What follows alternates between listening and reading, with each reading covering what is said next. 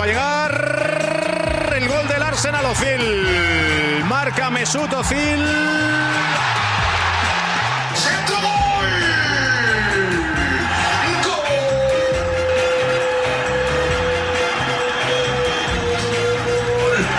¡Wakanda forever! This is Arsecast Extra. Hello and welcome to another Arsecast Extra, as always, with James from Gunnerblog. James, it's a goodly morning. It is a goodly morning, yeah. It is. An away win, a clean sheet, and probably our best performance of the season as well. Exactly. You know, it's one of those where you just sit back and enjoy it. You know, I don't know about you, but I had a cigar on, glass of wine. Wasn't remotely worried about Watford scoring a late equaliser. The one thing that amazes me, to be honest, is that shot they had from about 40 yards that hit the bar didn't go in. I mean, that was a huge surprise because that felt like the kind of goal I was convinced we were going to concede. Like, and then one of those sort of Neil Mellor horror strikes, a kind of Danny Rose nightmare of a long-range thunderbolt. It was nervy stuff. I have to say there was no end of variety to the goals that I could envisage us conceding.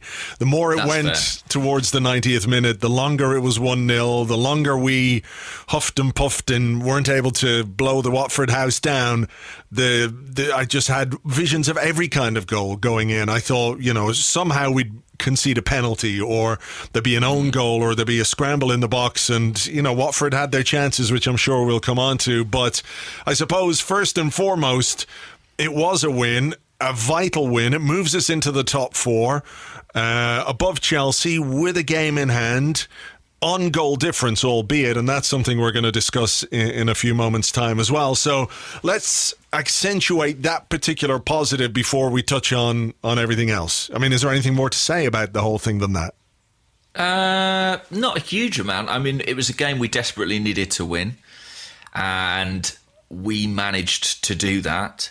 Would we have managed to do it against 11 men? I'm not quite so confident, but look, we did squeak it and we got the points. And, it sort of goes without saying, but let's say it anyway, at this stage of the season, I do think that is paramount. It is, yeah. But I mean, where do you stand on this? Like, well, at this stage of the season, the result is the only thing that matters. And I get it. You can say that. It's a lovely, perfectly cromulent soundbite that everybody will go, yep, that's true. At this point of the season, results are far more important than performance. But you can't ignore performance either, can you? When you're facing into, an away day in Italy where we're taking a nice lead into the second leg against Napoli, that's some comfort for us. But we've also got to go to Wolves. We've got to go to Leicester. We've got to go to Burnley to get enough Premier League points to finish in the top four. Fingers crossed. You can't just look at the result in isolation. I mean, if you're one of the people that can do that and just sort of ignore everything else, then I envy you in a way, because your life is much more simple than mine is. But, we can't sit here on the podcast and just say, well, Arsenal won, and that's the most important thing, so let's not discuss anything else. You have to, I think, look at the result in context, not just in the context of the season, but also within the context of the game that took place last night.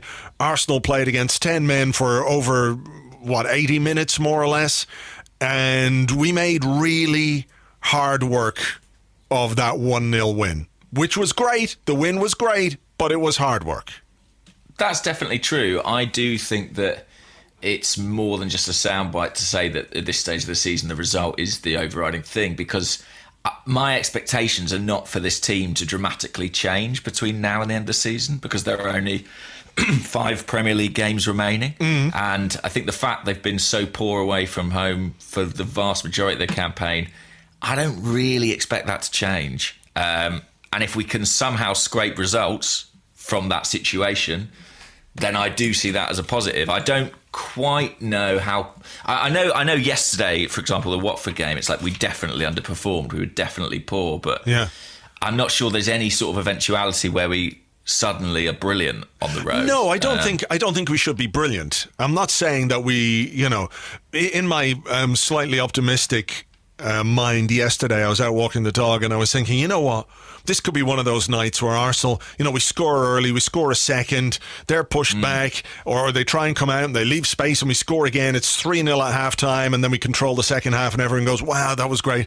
And I realised, of course, I was just daydreaming in the same way you daydream about, winning the lottery. What would I do if I won the lottery? It was about as realistic as that. But at the same time, hang on. That's what they should have done, though, isn't it? Well, yeah, this is what I'm saying. Like, I don't expect us to be all of a sudden brilliant away from home, but what I do kind of expect is that when the opposition is down to 10 men, they lose their captain, they lose, a talismanic player for them, a really important player, one of their leaders, having just gone a goal down. I really felt like the moment was there for Arsenal to take the game by the scruff of the neck. And instead, what we kind of did was sit off. We went, we're a man up. This is not going to be as difficult as we thought it was going to be now. Let's pass the ball. Pass. And it was not the reaction that I wanted to see from this Arsenal team. So that's where I'm going. I'm not expecting massive improvement overall, but within the context of that game, I don't think we did enough with the players that we had on the pitch. No, I don't think anyone would. Performance-wise, not result-wise. Let me just keep hammering that bit home, okay? I love the result. I love the 3 points. I love the clean sheet, all of it. But we're here to talk about the rest of the game.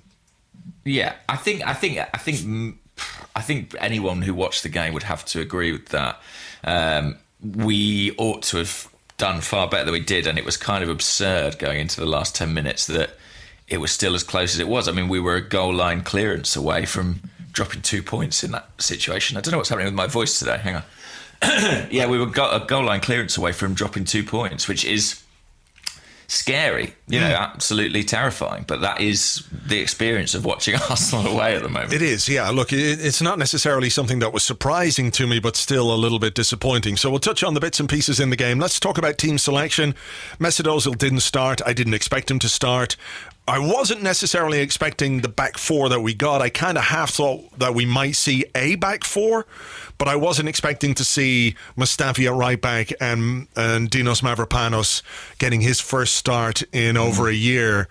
I think I wrote in the blog yesterday that Emery tends to have a joker up his sleeve every time there's a team selection, and this was that one. Mavropanos. I've got a question about him later on, so we won't touch too much on his performance, but, your thoughts on the team's selection in general. Iwobi Mkhitaryan in, that was no surprise? Yeah, I thought they would start. I thought Aubameyang would start. I thought Ramsey would start as well, actually. But, the back four, I mean, we used it at Spurs, and that's kind of held up as one of our more positive performances away from home. I think the main reason it was out there, to be honest, was... I kept thinking it was going to be a back three, but there are two players in Maitland-Niles and Kolasinac who it really feels like there are kind of no real rotation options for in that three at the back system. I don't think he trusts Jenkinson. I don't think he trusts Lichtsteiner. I don't think he really sees Monreal as a wing back. So I was worried about where those guys would get a rest. And I guess, having Kolasinac spend the entire game on the bench and Maitland-Niles just play a period in the second half does afford them that opportunity. And, to have Ramsey behind Aubameyang was, in theory, quite a potent idea. I could see that with a platform of Torreira and Xhaka behind, I thought that looked promising. But it never really allowed us to exert the control that you might have anticipated. No, especially against 10 men. So, look, I thought Watford started the game quite brightly, actually, until such time as we scored. People are focusing very heavily on Ben Foster and his role in that, and I suppose when that kind of a goal goes in, you have to look at the goalkeeper and say, he didn't do well enough, and had it been the other end, I think people will be giving Bernd Leno pelters. I think, though, that as much as Foster will deserve criticism for his role in that goal, Aubameyang deserves a lot of credit for his. Because when you look back at it, it's a sort of a ball across the box from Aaron Ramsey, which goes to nobody. Aubameyang is the guy who closes down the defender. they were talking on Sky last night about how he should have gone up the line and cleared it up the line. But of course, teams want to keep the ball. Aubameyang forced him back inside, left him with the option of playing it back to the keeper. And then his pace and his determination to get to the ball was, for me, as much a factor in that goal as Foster's mistake, if you like. Yeah, I think Foster's touch was heavy, and he's a left footer, isn't he? So he was still trying to get it back onto his good side. But the speed at which Aubameyang closed the space was fantastic. And at a point Jamie Carragher made on Sky, he said, I think he's quite brave the way he hangs his leg out. And I know that might seem like nothing, it's just sort of blocking a shot, but I think Olivier Giroud broke his leg doing something not dissimilar, hanging a leg out to block a clearance. And the way he sort of went for the ball, it was, quite brave of him to go into that challenge. And he got the bit of luck in terms of the direction of the ricochet. He didn't know too much about it once it hit him, but it was the luck he deserved for that hard work. And I do think that's probably a little bit an underappreciated aspect of Aubameyang's play. I think because of some of the misses maybe, or the lack of sort of technical finesse that we sometimes see in his game, I think we forget he also works very, very hard. And if he is a limited player, he really does absolutely maximise that and make the most of it by intelligence and hard work. And this was a great example of both those things. Yeah, and ultimately this is a game that will go down in the record books as a 1-0 win for Arsenal, in which Aubameyang scored the only goal. A game we ground out a win. I think any player that scores a winning goal is going to be held up as somebody who made a very important contribution. I think he did yesterday. He had some misses, as he tends to do.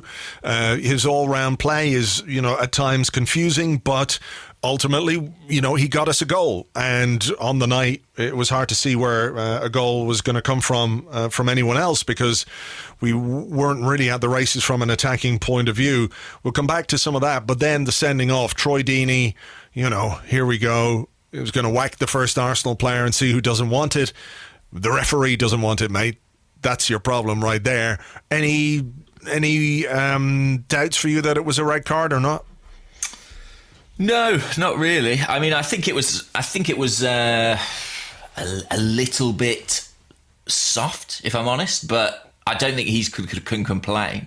I mean, ultimately, there's an unnatural raise of the arm. He doesn't need to do that at all, and I just think it's incredibly stupid of him. I mean, essentially, he gives the referee, the opportunity to send him off, and he does. I was absolutely delighted, to be honest. Yeah, so was I. I mean, couldn't happen to a nicer fella and all that kind of stuff. And, if you put yourself about like that, and if I don't think he's done himself any favours with the comments that he's made about Arsenal in the past. All of a sudden you draw attention to yourself. And Deeney is a physical player. He's a big guy. He likes to get stuck in. He likes to be physical, and there's nothing wrong with that as long as you stay within the rules or within the laws of the game. The minute you transcend those and you've been mouthing about how you want to whack players and how you want to hit them and all that kind of stuff, you immediately make it very difficult for the referee to give you the benefit of the doubt. So as much as his behaviour and what he did last night got him the red card, his big mouth also played a part, I think, in that sending off. Yeah, it definitely puts a spotlight on you. And when you are that sort of player, I mean, that's the last thing that you want, isn't it? You kind of want to sort of carry out the dark arts in the shadows. And he was there front and centre. I mean, Sky were talking about him before the game, and, everybody was talking about him because of the comments he's made in the past. But since those comments, he's now missed a penalty against us and been sent off. So, I mean, there's rather a lot of egg on his face at this point. Yeah, and what, is that 3 games in a row Watford have lost against us now? Since he made those comments? Yeah, I think so. I mean, the problem is, and the only caveat I would offer is that I think I've said similar things about this team on sure, on the podcast. It's not necessarily causing correlation here. I'm just, it is quite funny. That's all. Yes, it is funny. It is definitely funny. So look, 10 men, Watford. I thought, as I've said at the start of this programme, I thought we should have really taken control of the game. I felt like we played within ourselves. I don't know if that's our inherent nervousness away from home, that even with 10 men, we were anxious about the fact we weren't at home, that we were playing away. It just felt a bit slow. It felt a bit pedestrian. And in the first half, it was Bernd Leno who was the busier of the two goalkeepers. He made a great save. I think it was to Toure, wasn't it? Xhaka misjudged the ball into the box. He let it float over his head, and he made a really, really good save down at his near post. And then the save from Capoue, the free kick, was brilliant. So it just illustrated to me how inhibited we still feel away from home, even when we've been handed a big advantage. Yeah, I think it is. I think it is in part the away thing. I can't help but wonder as well if it is also kind of where this fixture falls, the way it's sandwiched between the two Napoli games. If we spoke after the Everton game and see about how the players seem to be sort of lacking a certain intensity, a certain focus, and then we saw them play against Napoli, and granted that was at home, but that was all there all of a sudden, and it does make me wonder if, I don't know, maybe there's just a slight sort of psychological emphasis within the squad towards the cup. It seems illogical, but that's what the evidence seems to suggest. Yeah, I know we talked about this on the last podcast, but when you're playing away from home with 10 men, we should have been the ones that were energized. We should have been the ones to dictate and control that game. We had an extra man. We did very little to take advantage of that extra man. I know sometimes it's difficult to play against a team who have 10 men, because all of a sudden they just get organized. They work themselves into, the classic two banks of four, and then they've got one man, to sort of cut out the lanes up front. But, they stay organized, and it can be difficult to break that organization. But if you move the ball quickly enough, and if you stretch the play, and if you move them around rather than let them sit in this defensive organized position, with the way that you play, you can move them around and create space. And we didn't do anything like that. I think we thought, okay, we've got an extra man, let's just make sure we don't do anything stupid here, and get caught. I felt like in some ways it inhibited us. Yeah, I think there's definitely some truth in that. It's funny because the way our goal came about, the note that I made notes during the game, and it was about the fact that against Everton, I felt we were on our heels constantly. And in that instance, Aubameyang was absolutely on his toes. And I just thought that was exactly what we've not been seeing away from home, and it gave me a real sort of sense of optimism at the start of that game. And then when the sending off happened, that kind of was doubled down. But yeah, we didn't really follow through on it. I do think it was partly tactical, actually, and I might, this is just opinion, but I felt we really missed Maitland-Niles and Kolasinac, because I felt that Mustafi and Monreal couldn't get forward in the same way. And when I think about our attacking shape and our attacking movements, it's so frequently that kind of V shape with the wide players outside of the inside forwards. And instead, we had Iwobi and Mkhitaryan, and I don't know if you noticed this, but without the wing-backs pushing on, they were very, very wide. They were much wider than they usually are. And Mkhitaryan barely was involved in the first half. I think he played like 12 passes in the first half, which was by far the lowest of any outfield player, certainly in Arsenal colours. And it just felt like we didn't quite have the shape to sort of pin Watford in. And we didn't have the sort of movement patterns that we're accustomed to. And I know we'll probably get onto sort of Emery's tinkering, but I think that might have been why in the second half he did sort of look to change the shape eventually back to that back three, which was, when it first happened, a very difficult thing to decipher. Yeah, but I don't think that the move to a back three in the second half was tactical in the sense that he wanted it to affect the way that we played. I think what happened, and we can talk about the first substitution, but I think he looked at Mavropanos and saw a player who had made maybe one or two misjudgments in the first half and made a bad one in the second half, which almost left Watford with a 2-on-1, and I think it was Koscielny who made a very timely tackle to prevent that. And I think he went, okay, right, let's get him off. Let's get Mavropanos off. I can push Mustafi in. We can use Iwobi and Mkhitaryan as wide players in a 3-4-3 or whatever it is. So I don't really think it was to do so much with tactics as getting Mavropanos off the pitch. And then he realised that it hadn't worked. And the interesting, or the the funny thing about it was that after halftime, and after we brought Mesut Ozil on for Lucas Torreira, which I don't think you can necessarily say was a defensive substitution in any way, even if it wasn't the one necessarily that I was expecting, because I thought, Mkhitaryan was kind of lucky to stay on the pitch because he'd been so poor in that first half. I just think that his tinkering there, or the way that he made that substitution, had a really negative impact on us. And we'd had a couple of good... Which one, sorry? I think the Guendouzi for Mavropanos substitution was bad. I think that that one was kind of different to the Ozil one. Like when you look at Emery's changes, I think you always have to look at sort of game management. I think Torreira, yes, he had a knock. Yes, he was a bit worried the referee was going to level it up. But I think Torreira coming off at half-time probably tells you Torreira has got a very good chance of starting on Thursday. Yeah, I mean, he said the atmosphere was getting to him, which I didn't really understand, because, Torreira didn't seem in any way worried about the atmosphere. And I liked that he got them annoyed. There was another foul on him, actually, which could have been a red card. Studs straight down his leg. So I think, the excuse that Torreira was being affected by the hostile atmosphere of some Watford fans, that's a load of bollocks. He did mention some pain that he might have had. I'm not sure I necessarily buy that. He says he expects him to be okay for Thursday. The Ozil for Torreira, look, it gave us more control. In the first 15 minutes of that first half, we had two very good chances, if I can remember. There was a low cross from Iwobi, which went just wide, and I think Aubameyang wasn't far away from getting a touch. And then there was a brilliant chance for Mkhitaryan. Iwobi set up Mkhitaryan at the back post. I felt like his finish lacked conviction. Foster made what some people will say was a good save, but I think it's a bad miss when you're that close to goal and the ball is on a plate for you there. I think it was a bad miss from Mkhitaryan.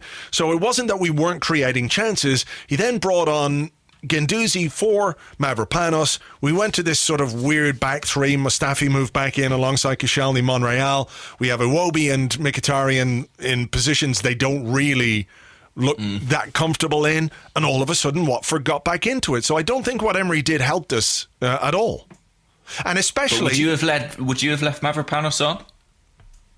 Probably. That's the problem. Probably, yes. I probably would have, because, it was a little bit of a mistake that he made. But, we are playing against 10 men. And I think he was always going to take Ramsey off.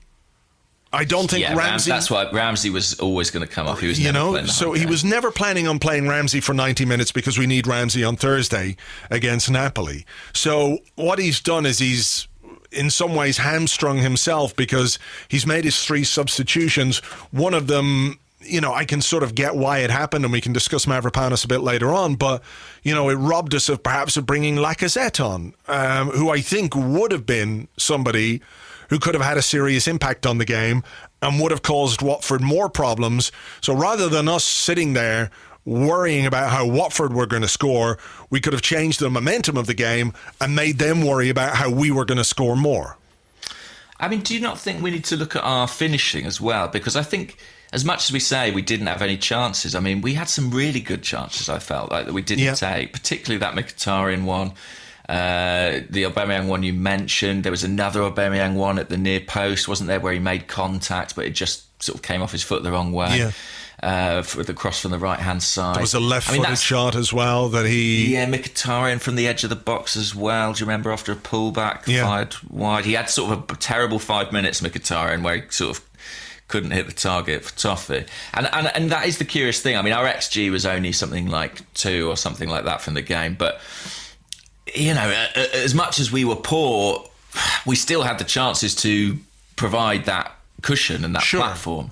And we didn't do that. And as long as we didn't do that, that was an issue. I think that Emery in this game I might be wrong, but I think there were two things at play. I think one is Thursday, and I do think that had a massive impact on his changes in the game. I think that influenced the Torreira substitution. It obviously influenced the Ramsey substitution. It probably influenced not using Kolasinac and potentially not using Lacazette. I genuinely think that might have been in his mind. But I also think that there was a kind of odd tactical game at play between him and Javi Gracia, who are, by all accounts, old teammates from Spain. Yeah. They both changed their system going into the game. And a little bit when like Emery goes toe-to-toe with Pochettino and you see sort of a couple of different formations within the game, I just felt like there was a sense of sort of trying to second-guess each other.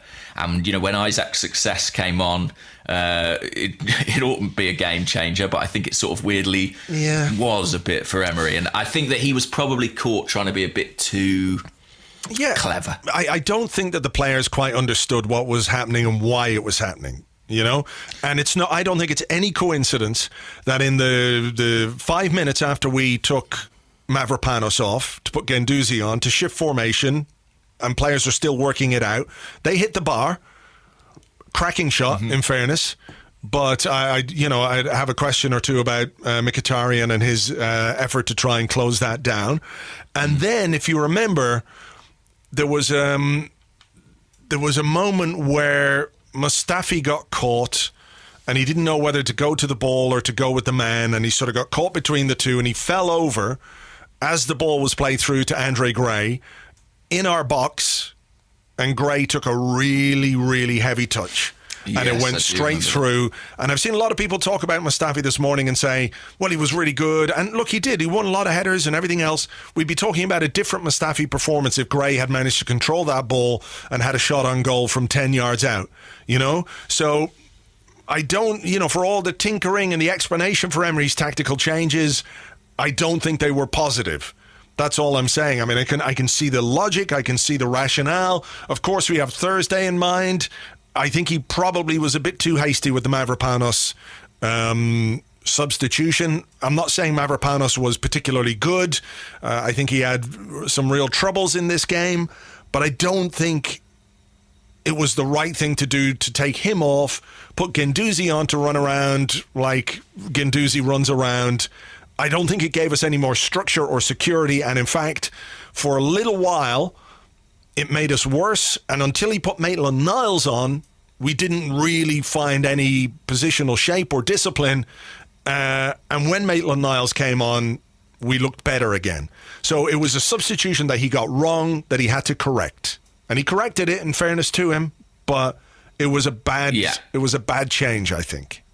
It made a big difference when Maitland-Niles came on, certainly. I mean, Emery did go to some lengths to try and explain the series of changes. I don't know if you heard or read his comments. We might as well go through it and see if we can get any closer to understanding it. So he said in his press conference, first I decided to do the change of Lucas Torreira because after the red card, the atmosphere is against him.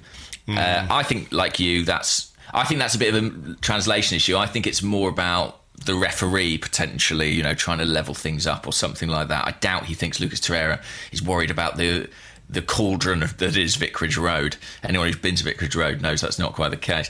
And then he said, and also the doctor said to me in the first half that he has a little pain for Thursday, and I decided, okay, it's the moment. So I think that tells you Thursday was by far the more significant thing in his mind. Okay.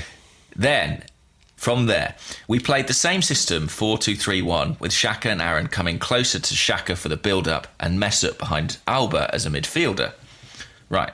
That's made sense to me. It was a change I understood too. Ozil's someone who is normally a very high-touch player, helps you control possession. Did you, just before we go on with this, what did you think of the way that Ozil positioned himself when he came on? I felt like, I know Watford were sitting in their block and he was trying to get between the lines a little bit, but I just felt he was not as available as I would have liked him to be. That's interesting. I didn't notice that, but I did sort of generally feel that he wasn't as present as I would like in the game. Well, I think that was it. He was sort of positioned a bit too closely to some of the players. I just wonder if he could have dropped deeper and then, used his ability to get somebody else between the lines. But hey, that's a different thing. Yeah. I mean, to me, it was one of those games where kind of it felt like everything came down Iwobi's flank again, which is often the case, I think, when we play away from home. He actually ended the game, I just saw the stats this morning, with 7 chances created. I mean, I don't know how good some of those chances were, but... I thought he was quite good. I thought Iwobi was quite good. I mean, he tried at least to make things happen in the final third. You know, particularly in that first half when there wasn't much going on, you know, there was at least some ambition to the way that he played. You know, he didn't have anybody really outside him until the second half when Monreal started making a few overlapping runs, but, you know, he didn't have that in the first half. I think he takes criticism because there was that break in the first half, wasn't there, where we had a man over and he went for the shot, it was blocked. I mean, it was probably the wrong choice, but I do think that unduly clouded, I think, perception of his game. I think he was pretty good. Yeah. Okay, so let's get on with the tactics. I feel like I say that every week, so I don't want to repeat myself. So Emery goes on. After we've deployed Mesut behind our midfielder, he then says, "We didn't control like I wanted to control the match. We are thinking, and I was thinking, to play with 3 centre-backs to be enough for our build-up and use one player more in the middle, like Matteo as a possibility to help with Xhaka, help with Aaron and Mesut to give the security in the midfield." And I think Alan Smith on commentary? He mentioned that Arsenal went to a kind of a box in midfield, didn't they? They had 3 at the back. Yeah. Then they had Guendouzi and Xhaka deep, and then Ozil and Ramsey ahead. It didn't work. I mean, I think we all saw it didn't really work. And then Emery went on, "But I didn't do this decision on the pitch with all the control I wanted," which is a very confusing sentence, but presumably means this didn't work like I wanted it to. Yeah. So after I changed and recovered with a 4-2-3-1 with Ainsley, essentially he went to 3 at the back. He thought that would work with the 4 in midfield, and it didn't. I mean, he doesn't mention Mavropanos, but you think that was a big motivator in that switch, do you? Yeah, I think it was. You know, it was like a minute or two after he made that mistake. You know, so I mean, Emery's thinking what we're all thinking. He's looking at Arsenal playing Watford with 10 men and thinking we should be completely dominating at least possession, if not the entire game. But we never really had that sort of security in the match. And, you know, even with players as competent ball players as Xhaka, Guendouzi, Ramsey, Ozil, it never really felt like we had control. No. And that, you know, that is alarming. That is really alarming. It is a worry, you know, because we do have 3 more away games to play against opposition who may well have 11 players on the pitch in those games. And I don't think we win that game against 11 men playing like we did last night. I don't think so. No way. We very nearly drew it against 10. Yeah. You know, so that's, you know, it is a worry. You know, we can be as delighted as we want about the win and the fact we're in the top 4. Absolutely, I'm on board with all of that. But, you know, I think the other thing that springs to mind for me this morning is the fact that it's so tight in this race for the top 4 that goal difference could well play a part. And I think there was an opportunity there for Arsenal not to score 5 or 6 goals, but maybe score 2 or 3 or 4 goals against a team down to 10 men. You know, remember, we did have on the pitch at the one time, we had Ramsey, Ozil, Mkhitaryan, Iwobi, Aubameyang. You know, it's not like we were short of attacking talent on that pitch. And, you know, you got Xhaka behind, who is, you know, somebody who people talk all the time about how he contributes to our attacking play from deep, whatever that stat is, you know, about how passes from deep contribute to events that take place in the final third.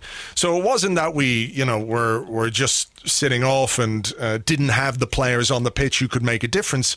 We did, but I think there was an element of us being rabbits in the headlights again, you know, away from home. And for me, that was a disappointing aspect of this game. You know, the goal difference could be really, really important. Andrew, this is how important it could be.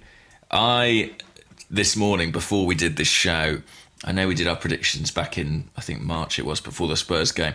Just went through again and just kind of revised my choices from this point on with the new points tallies. Oh, you've done... Okay. And I swear, I can't believe this. I need to double and triple check it, but I input the results that I think will happen. And I have Arsenal, Manchester United, Chelsea and Tottenham finishing level on 77 points. Holy shit, could you imagine? Yeah. I mean, and that's with... So Arsenal, I predicted to win 3... I mean, to be fair, I was quite conservative. I said we'd win 3 games and lose 2. Right. Well, so, look, just to sort of spell out where that might leave us, in terms of goal differences at this moment in time, as it stands, Tottenham plus 30, Arsenal plus 26, Chelsea plus 21, Manchester United plus 19. So we do have a little bit of an advantage there, but would you feel a bit more confident if we'd scored, 3 or 4 goals last night?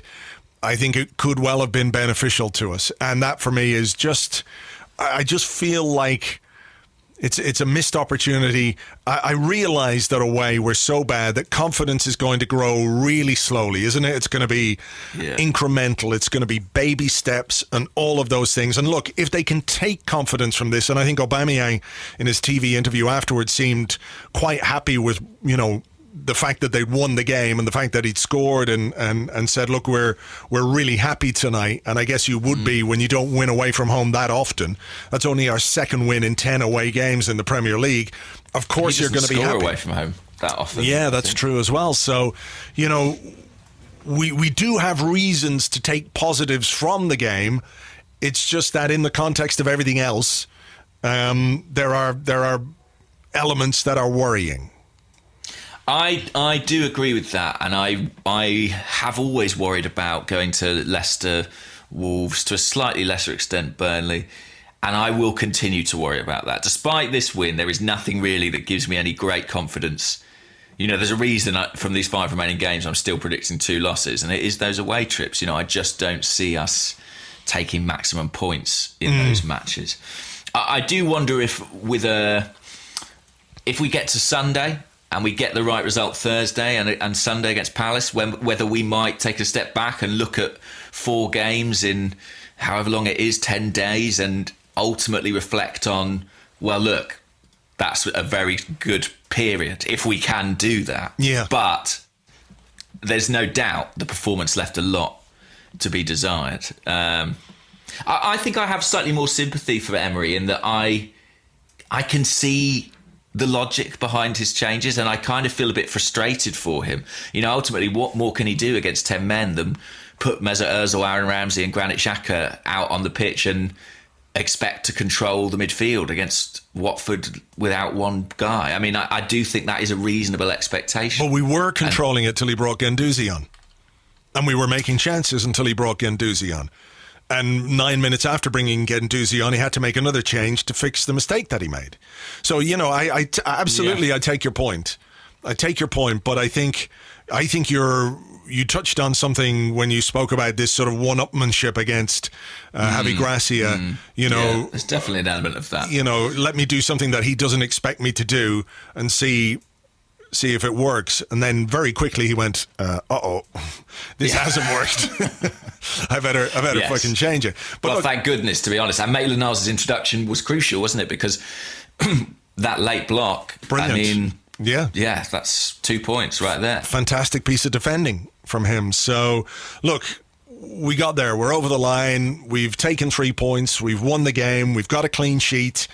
If the players can take confidence from this, then all well and good. We've got a game against Napoli on Thursday to think about. We might touch on that in part 2. We've got some questions perhaps about the Napoli game. Anything else you want to discuss about last night? Do we need to mention Troy Deeney and his cojones again? I don't know that we do we? We don't need to picture Troy Deeney's massive space hopper balls. I suspect that he won't be mentioning them very publicly anytime soon. I hopefully he'll have learned his lesson here. I mean, I hope not. Yeah, I hope not. Long may the fun continue. What's he going to do after a missed penalty and a sending off? I think we're due. What will it be? An own goal in the next game against Watford? That would be it, wouldn't it? Or he off his cojones, and into the top corner. Yeah, he has to go in goal or something crazy like that. That would be fun. All right. Well, look. That's it. I think, we've covered everything that there is to cover about that particular game. We'll look ahead to Napoli. We'll take your questions on other things besides in part 2, coming up right after this.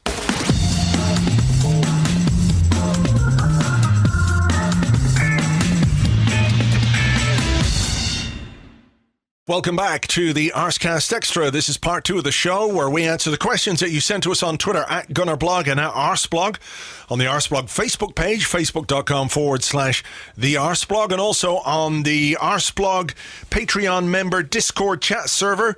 We have a specific channel in there, so if you're an Arseblog member on Patreon, you can join up, you can ask your questions in that specific channel in the Discord chat room, and that is where we're starting today, James. It comes from Jay Takezo, who's J_Takezo, and he says, clearly signs of inexperience from Mavropanos, but shouldn't he be credited for a decent enough performance on what was tantamount to an away debut in a difficult London derby? We're crap away and Watford are a top 10 Premier League side. He's no holding, but couldn't a run in the side next to our captain make all the difference? I find it tricky, the Mavropanos discussion, because I really believe that this guy has just been hyped out of all proportion, out of sort of desperation, really, for him to be the answer. And the question I would ask is, what centre halves are flourishing at the top of the European game at his age with his limited experience? I can't really think of any.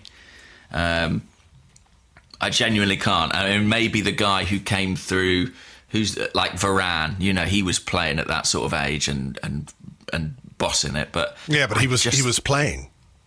But he was playing. But also, I feel like he is kind of an exception, to be that young and ready for that level of football. So there's part of me that goes, well, the kind of myth of Mavropanos took a bit of a dent yesterday during this game, and I think that's probably no bad thing, because I do find it slightly frustrating that every week people are like, why isn't Mavropanos playing? And I sort of suspect, well, because people watch him train every day and they don't think he should.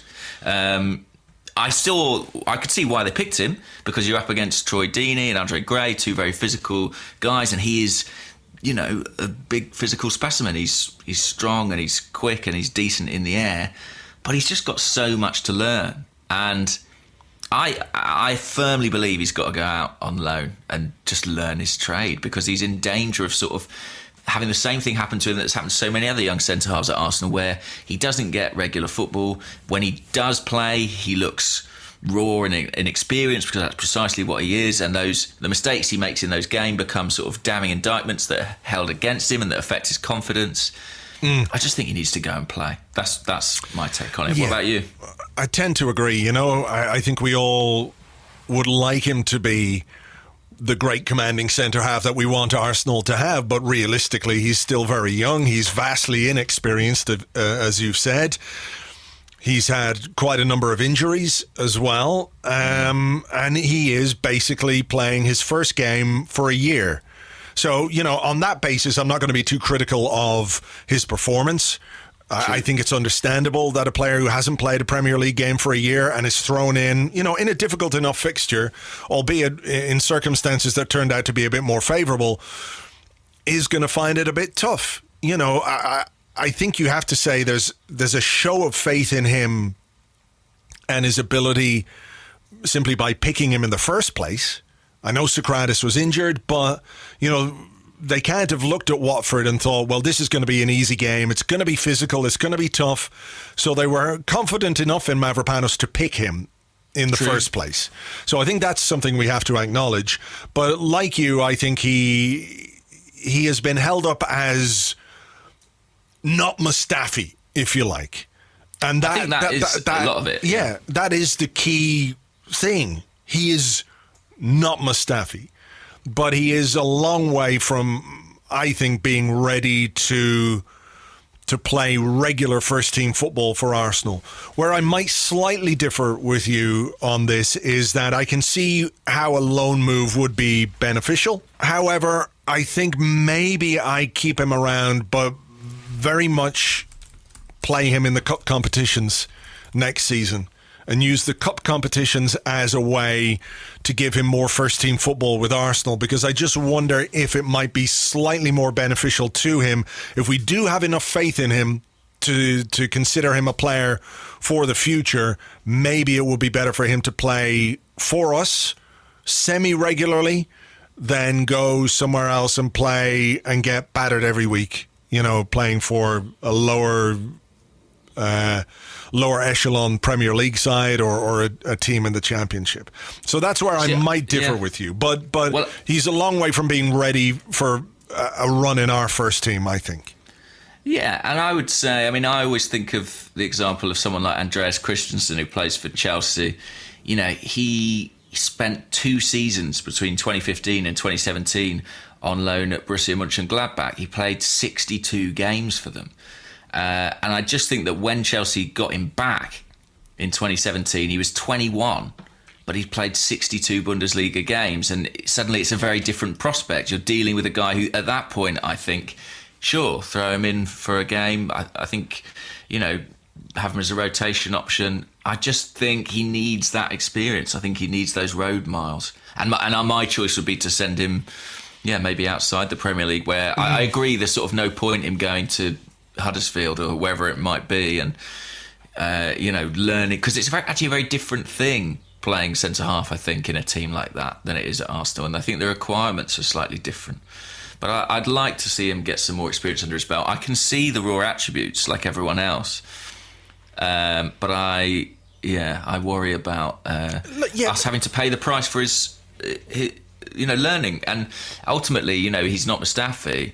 And Mustafi makes a lot of mistakes, but if you learn one thing about young defenders, it's that they make mistakes too. Yeah, they do, and it's part of learning, and it's part of the process of being a defender. You could see yesterday his eagerness to get to the ball made him misjudge a couple of situations. He didn't make any absolute massive clangers, but it's inexperience in a young centre half. There was one with Gray, I think, in the first half, where he went to win the ball from a position where he shouldn't have gone to win the ball, but it's impetuous, and he wants to be physically imposing, and he wants to win those duels, because those are things that central defenders thrive off, and they're the things that people consider as key performance indicators in a defender, but it's about understanding when to go, when to attack the ball, when to drop off, how you deal with a situation like the one in the second half. If you go, you have to win the ball. You either get the ball or the man, or you're getting exposed. You leave your team exposed. Those things can't happen and won't happen without playing regular football. All the work on the training ground and all the advice from central defenders who have more experience at the club will only go so far. So, there is a need for him to play more before we can really make any assessment of him and, his talent. I guess in some ways it's like, remember when we were struggling a bit during that period, mid-season, where we'd lost the unbeaten run and we didn't look particularly great, and everyone was saying, why aren't we playing Saka? Why isn't Saka in the team? And you're thinking, hang on a second, he's not in the team because he's like a kid. He's a 17-year-old kid who has no real first-team experience. And there is an understandable desire for us to see young talent come through and make the breakthrough and be brilliant. But the reality is 99% of the time, unless you've got a prodigy on your hands at 17 years of age or at 19, 20 years of age as a central defender, you're gonna be in a position in your career where you're still very much in the learning stages of it. So I think we have to be realistic about Mavropanos when it comes to that. And the mistakes he made last night, that kind of impetuous thinking, going for the balls he didn't necessarily need to go for. That's precisely what saw him sent off against Leicester a year ago. Yeah. And because he's not played any football for a year, that rawness, that edge is still there in his game, and it will take time and it will take experience for that to be worn away. And I hope he really develops. I mean, I know Socrates has said he thinks he's got all the tools to be, as good or better than him. I mean, I take every comment like that from a player with a pinch of salt. We'll remember Ron Van Persie saying Rio Miachi was one of the 3 most talented young players he trained with. But I can see the raw materials there in Mavropanos, but I my hunch is still I'd rather see him make those mistakes on someone else's books.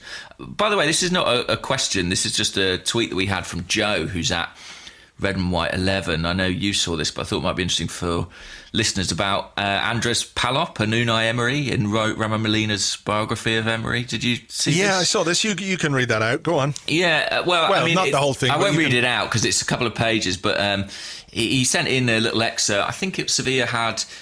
Was it their final league game of the season, and they needed to win it to secure Europa League qualification? I think it was against Valencia. It was a big game, and Palop, who was 40, was retiring at the end of the season and had been injured and had been out of the team. I think a younger goalkeeper had taken his place in the team for the final few games. He thought, it's a shame, I'm not going to play my final game for the club. And for that final game, Emery brought him back in and started him as captain. And I suppose the relevance of it is, we were debating last week what he might do with Cech and Leno in the Europa League.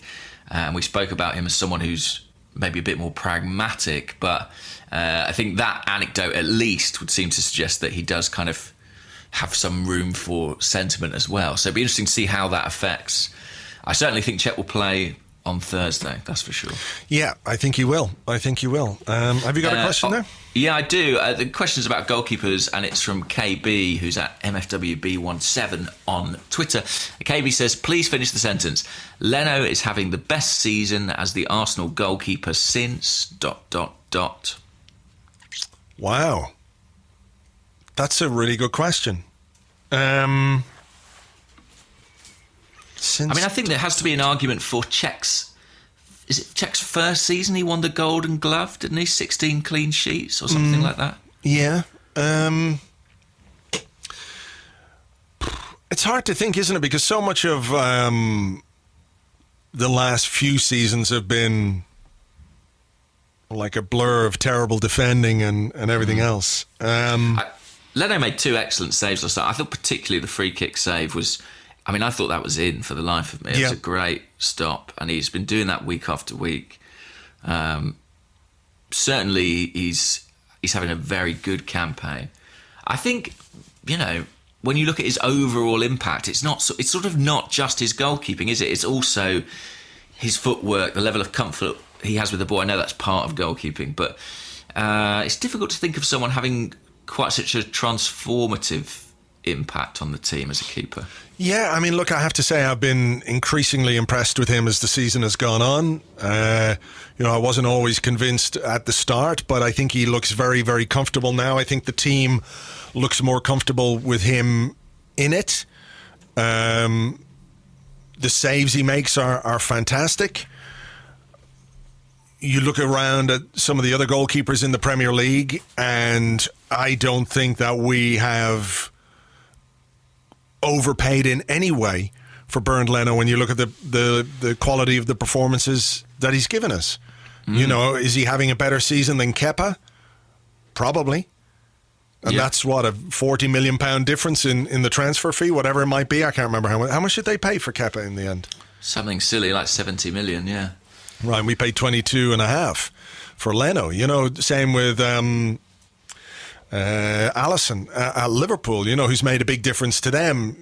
It feels like we have a goalkeeper much more suited to the modern game, if you like. As much as I like Petr Cech, he's a guy who's been around a very long time, and of course he's retiring.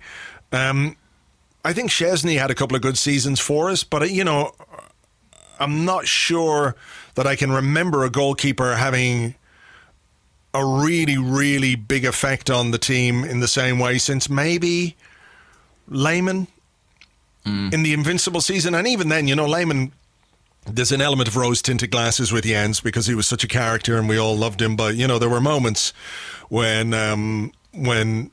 Lehmann didn't quite do it in that invincible season. Not necessarily in the Premier League, because he was brilliant in the Premier League, but I remember a couple of European games. Isn't there a brilliant quote where we were playing Russian team, maybe Moscow, one of the Moscows or whatever it was, and he came out to kick the ball and missed it, and the guy scored, and his quote after the game was, "My mood is as dark as the skies over London." So I think we've had goalkeeping issues, and a bit of goalkeeping PTSD down the years because of some of the guys that we've had in there and some of the performances that they've put in. But, all in all, very impressed with what Leno is doing, and I hope he keeps it up between now and the end of the season. Yeah, and I think like Lehmann, he's prompted a bit of a stylistic shift in how we use our goalkeeper. And I think we have had a really traumatic period, and part of that, it's looking a long way back, but replacing David Seaman was this huge thing, and I know Lehmann was excellent, but he was only ever a short-term option, and then we entered those kind of wilderness years of Almunia and the two Poles. But I really like what Leno's doing, and I like his age profile as well. I like that he can theoretically be there for a long time, and I think he deserves to be right in that top bracket of goalkeepers that we mentioned. Okay, here is a question from Mark Holmes, who's at Holmster79, who wants to know, what's your predicted lineup for Napoli? He says, I think we'll go with three at the back, Maitland-Niles and Kolasinac as wing-backs. What would your team and formation be? Well, I think we can kind of do quite a lot of work in terms of working out what it will be based on sort of who did and didn't play. I think Kolasinac and Maitland-Niles will play at wing-back. I think Socrates will obviously come back in to the back three. I think probably with Koscielny and Monreal. I think there's a chance that Koscielny isn't there, but do you think Koscielny can do 3 games in a week? I think he won't play Sunday, basically. You don't think he'll play against Crystal Palace? That would be my thinking on it too, But of course Socrates can't play against Crystal Palace. Yeah. So it's actually a very tricky one. I was of the thinking going into the Watford game that Koscielny had to play it. I was like, ultimately we can't. Yeah. He's too important. He's too important defensively not to play. And if you're going to Napoli, he's too important not to play. So he's got to sacrifice him for one of those games. Possibly, yeah. What happens after the Palace game? I'm just thinking ahead. We have Wolves away. Yeah. You think he's probably got to play that game. So maybe, we go with a back 4 on Sunday, which doesn't include... because going without Koscielny and Socrates on Sunday, I think Emery will just have to cross that bridge when he gets to it. I think he's got to play Koscielny and then make an assessment. So I think Mustafi might sit this one out. Cech obviously behind. In midfield, I think Torreira probably starts, assuming that there's nothing in that foot injury.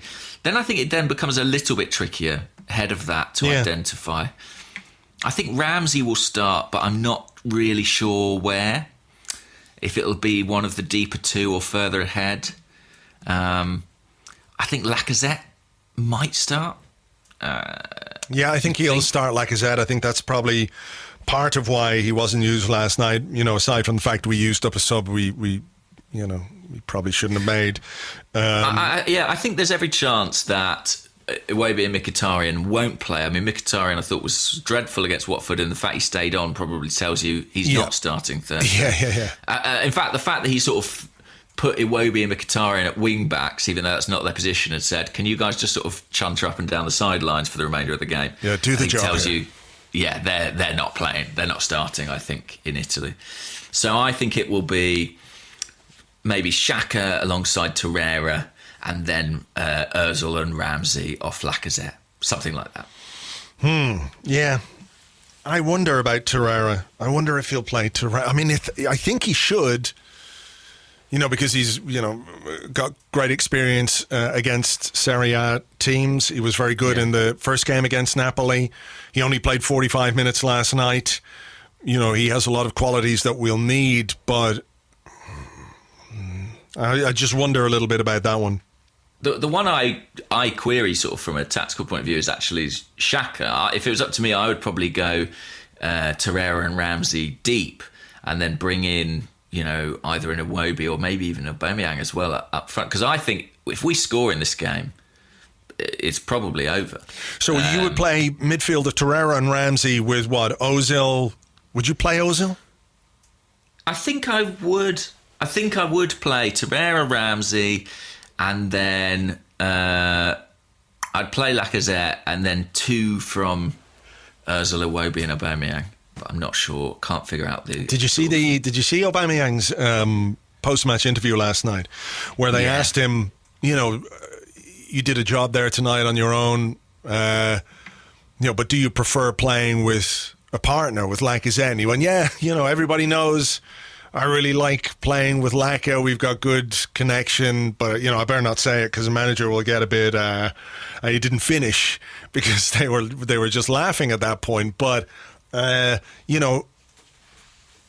if we are gonna have a go at Napoli, do you think he might play the 2? I mean, the only thing is it doesn't leave us with anything on the bench if we need it. If we start the 2, then we're reliant on those 2 doing it within the 90 minutes.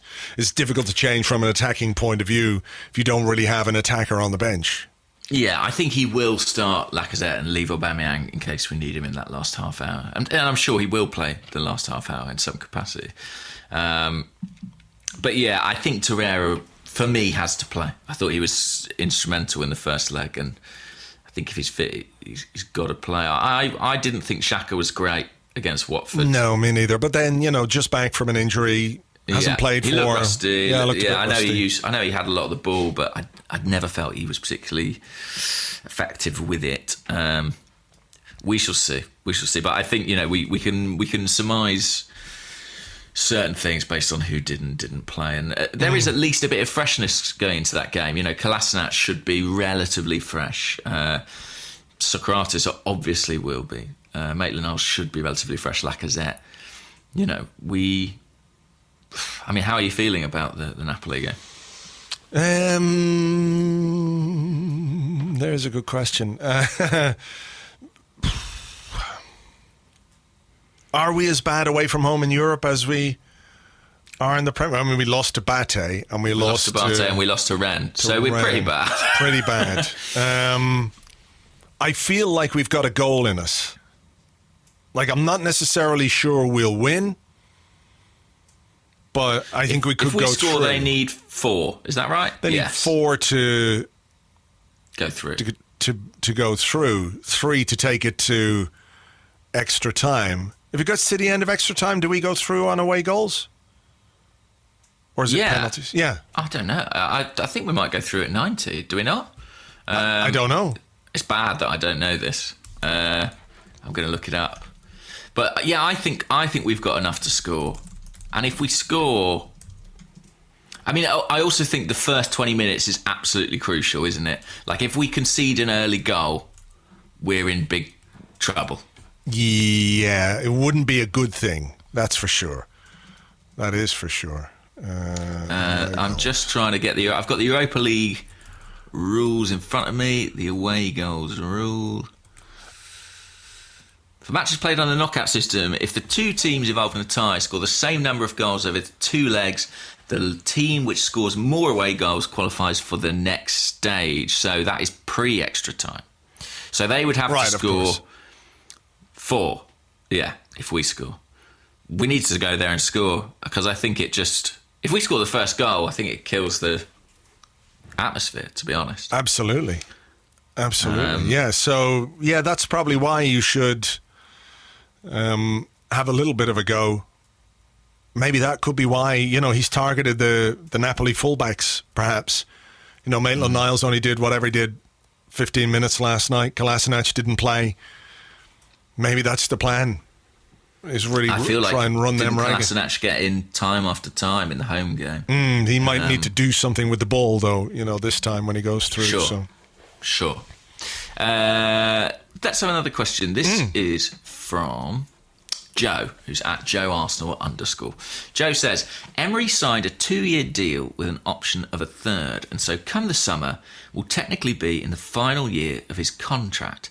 Can we expect an announcement that the option has been taken up, or that he's signed a longer-term deal this summer? No. I don't see why we would. But in fairness, if we win the Europa League, or if we qualify for the Champions League via the top 4, there might well be something there, or might well be a reason to make that public. But otherwise, I don't think so. Yeah, I mean, the 2+1 thing is widely reported, but it's not. The club don't really tend to make much noise about when they trigger these extensions, if they do at all. I suppose the reason the question's there is partly because, Arsene Wenger's situation where he had sort of 1 year left was so, pulled so much focus. I just don't think it would be the same with Emery, would it? It's not quite the same scenario. It's not the same weight attached to it. No. And the option is there, I presume there's a deadline for that option at some point. Yeah, they must have to give him some notice. They can't just tell him on his last day, you're staying. Or you're going. Yeah, true. I mean, I think if he does win the Europa League or make the top 4, there's a chance that they formalise some sort of contract extension, partly just to protect themselves. Yeah. Yeah, well, I mean, it would be based on merit. It would be based on merit. And also, I think we're so used to having a manager in Arsene Wenger who never wanted to leave Arsenal that we're not used to the idea that our manager could be poached. I mean, there are big clubs in Spain who might be looking for managers in the next 2 or 3 years. And Emery's record in Spain and potentially at Arsenal would make him a candidate in those situations. Yeah, look, I mean, I don't necessarily see at this moment in time that he's going to get a bigger club than Arsenal. No, I don't think he is at this moment in time. But, we're saying if we win the Europa League or if something happens to sort of put a flourish on his CV, I don't think he's done his credentials any harm in this period, certainly. No, I don't think so. I'm not saying that. I just don't think at this moment in time there's a bigger club than Arsenal that would be after Unai Emery. And it doesn't mean to say that if, he was sacked tomorrow by Arsenal, there wouldn't be clubs out there who would take him on and give him a job. I don't mean that either. I just mean in terms of equivalent size and, supposed ambition and all the rest. So, no, I don't necessarily see a situation where they announce anything this summer unless there are circumstances which make that happen. And and to be honest, I think even if we do achieve those things, which look, we've got a realistic possibility of doing, I'd be slightly surprised if they did anything on the contract. I just think they might give it a bit more time and see how we start next season, because they're not under massive pressure to do it. All right, we have a question here from Sam J, who is at _Irvy_ on Twitter, and he says that might be my favourite sending off via Arsenal. Talking about the Troy Deeney one last night. Can you think of any better? Adebayor springs to mind. Now, Yes. I'm reliant on your really excellent memory here because I can't remember any. Sendings off against Arsenal that I've really enjoyed. I'm trying to think now. What was the question we had last week where we didn't remember to say something until the end, and we saved ourselves by remembering the Just thing? about. We can't even remember that. We can't even remember that. William Gallas. William Gallas, yeah, of course. I mean, my memory's so bad I can't even particularly remember the Adebayor thing. It was when he played for Spurs, when he played for Spurs, and it happened at the Emirates after about 25 minutes, half an hour, something like that. Had he also missed a penalty? Or had he scored a penalty? There was something like that. Maybe it was a different game. It was one of the 5-2s, wasn't it? I think it might have been. Yeah. What a day that must have been. I honestly cannot remember. I'm trying to think of players that I've sort of hated down the years and if they ever got sent off. Like, did Roy Keane ever get sent off against us? I don't particularly recall that. Van Nistelrooy.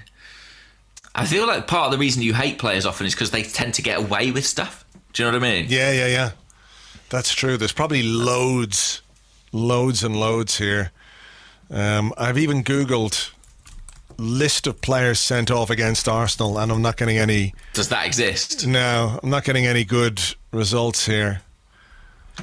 If you Google red card Arsenal at the moment, it's just lots of stuff about Troy Deeney. Pictures of Troy Deeney with his top off, which no one needs to see.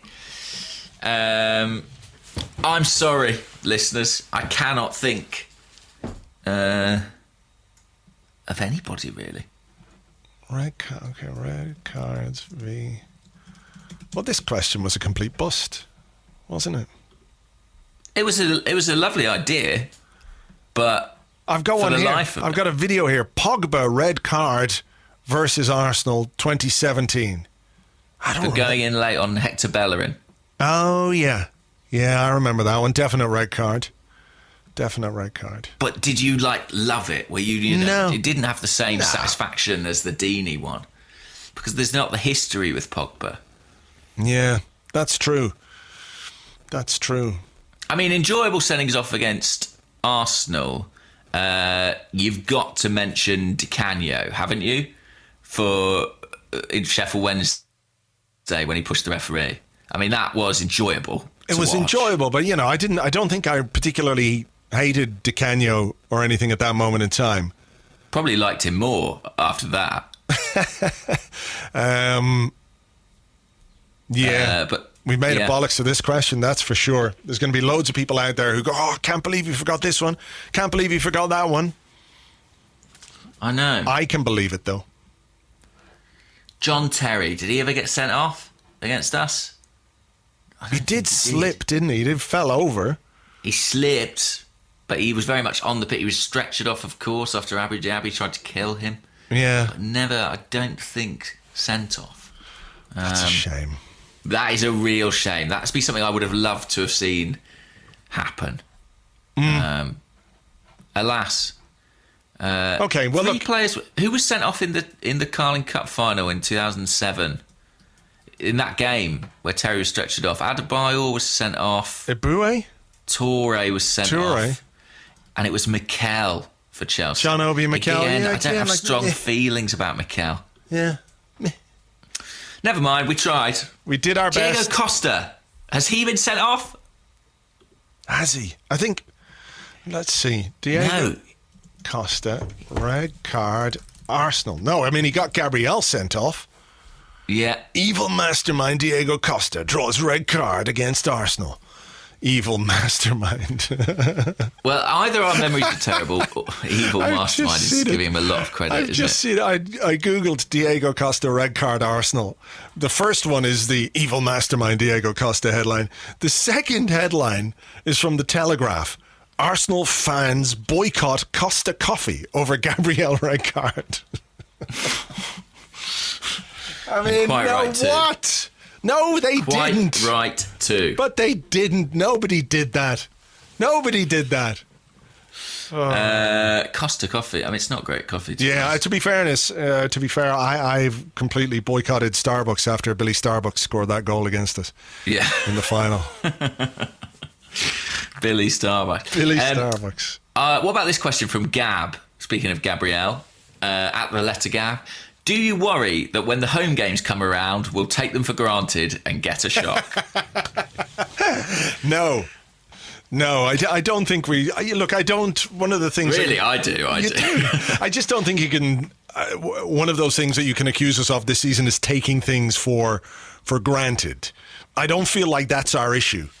I think that was certainly an issue under Arsene Wenger at times. There was an expectation that we just had to turn up to win, and I remember Bakary Sagna maybe saying that very explicitly one time. Yeah, we just thought we had to turn up and win, and this was after a game we got beaten in. So, no. Hopefully that's not a precursor to what's going to happen on Sunday against Crystal Palace. But no, I don't think that's it. I don't think our issues this season are really about complacency. I think they're a little bit more complex than that. Okay, I don't worry about the Brighton game because they were really bad. I don't know if you saw their game against Bournemouth this weekend, but they were absolutely taken to pieces. Brighton. But was that Brighton? We're not playing Brighton. Aren't we? No. No, we're playing Palace, then Wolves. Are we playing Brighton? We are playing Brighton.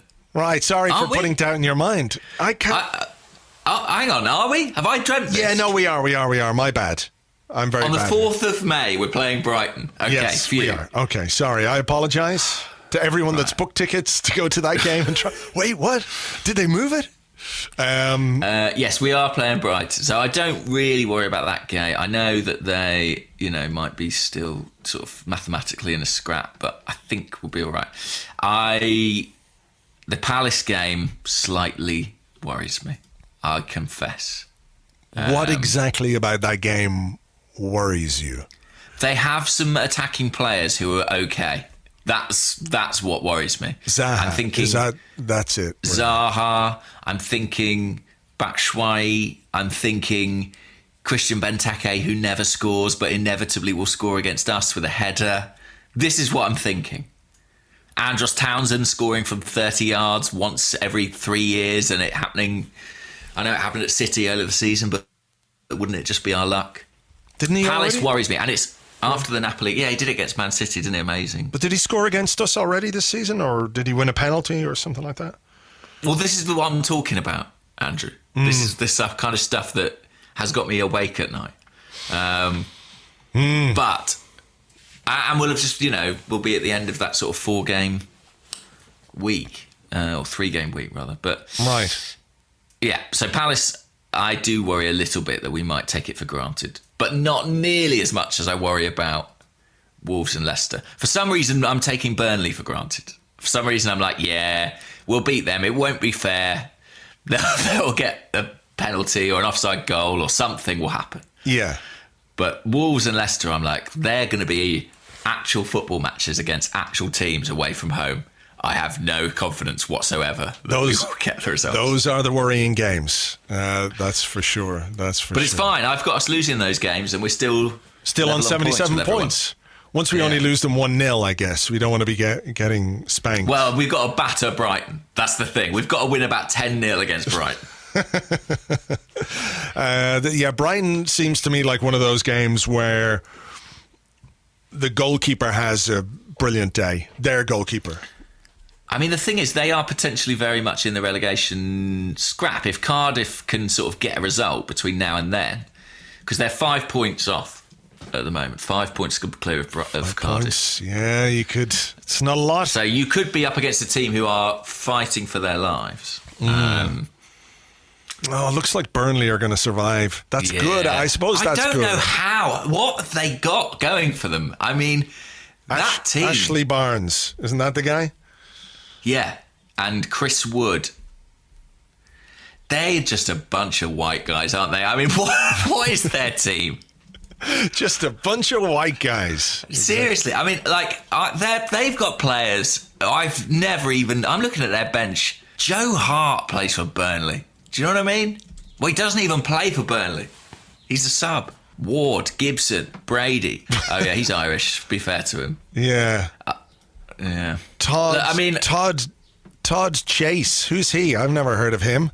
Kurt Phillips. What's going on? I never heard of that guy. Who are these guys? Chaz Aronson. I don't know anything about these Burnley guys. Hopefully they'll be well rested and on the beach. So. Yeah, I mean they are right in the sort of on the beach territory. 39 points. They're not going down.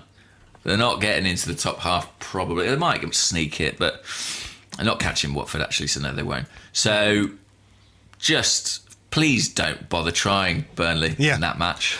Please, if you wouldn't mind. Okay, final question, very quick one from Gunnar Powwow. Who's that? Gunnar Powwow 1. He said, let's be honest, the match was terrible. What did you think of Game of Thrones? Didn't watch it. Don't watch it. I can't believe it. It's right up my street, but I'm just too far behind. I've seen season 1. I'm never going to catch up now. Yeah. I think the Dragon's going to win in the end, I guess. Probably. What do you think? Did you enjoy it? I didn't really. I'm at the point. Really? Yeah. Like, I've watched it because it's kind of watchable and what have you, but I just could not give a fuck about any of them or what happens to them. Is it sort of like how you feel about the title race? Someone's going to win it. I don't give a shit who it is. Yeah, I don't like any of them anyway. I don't care. I don't care. Like, if a super dragon came in at all the dragons and then did a massive fiery shit over everybody in the Game of Thrones world and they all burned to death, covered in dragon shit, that would be fine with me. I don't need a hero. Maybe that's how it ends. Maybe that is how it ends. Sorry, folks. Spoiler alert right there. Spoiler alert. Now, I feel very left out that I'm not watching it. Nah, it's all right, is it? Yeah. I don't think you're missing out on that much, to be perfectly honest. Okay. Well, I won't spend several days of my life desperately trying to catch up. You don't need I feel like I could start watching it now and it would be fine. I'd be like, they're trying to be the king or something, aren't they? Yeah. Queen. I don't know how many episodes there are. What series is it? I think this is series 12 or... Oh, is it? Only 8? Right. Okay. So that's 10 episodes a season at... What have you got? You've watched the first one, so you've got 6 seasons. So that's 60 hours. So basically, you could just binge watch it from now until the Napoli game. And I need something to do. Take my mind off it. Well, there you go then. There you go. But of course, you know the ending now, so there's not much point. I'll report back. All right. Right. Onwards. Napoli. We'll leave it there. Napoli. Glory. Fingers crossed. I feel like we can score, James. I feel like we can score. And if we can score, then we go through. Unless we concede 4 goals. Yes, of course. It's in the balance. It's right in the balance. It's 50-50, touch and go. Yeah. As ever, thank you very much indeed for listening, everyone. Hope you enjoyed the show. Please give us a rating or review on iTunes. We'd love that a lot. If you don't want to do that, that's fine. Also, we will have an Arsecast on Friday, post-Napoli. We'll be recording at some point just after the game has finished, so we'll get all the reaction to that and a look ahead to our game against Crystal Palace. Out Friday morning as usual. So until then, take it easy. Bye-bye.